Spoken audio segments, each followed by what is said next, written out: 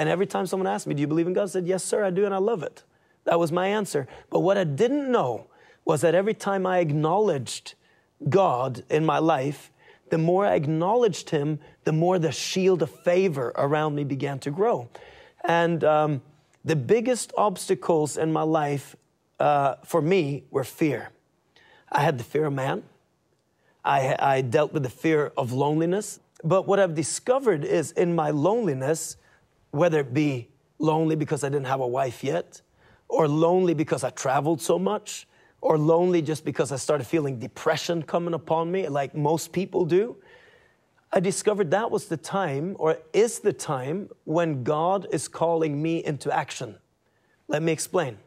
When we read the Bible, we read about Moses, who was out in this desert place. God had a calling on his life. He said, you're going to deliver my people, Moses. You're going to go out there and bring those people out. So Moses knew he had something great inside of him, but he didn't quite know how to get it out. So God took him into this desert place, and there he was for 40 years as a lonely man. Loneliness. Can you imagine, James, you knew God called you when you were a young boy, right? He called me when I was young, and it shocked me. Yeah. But I spent a lot of my life lonely. Exactly. And the same with me. He called me, and I knew from the time when God called me on the soccer field that I had something inside of me that God wanted to deliver to other people. And I knew I had something that would help other people, but no one seemed to see it except for me.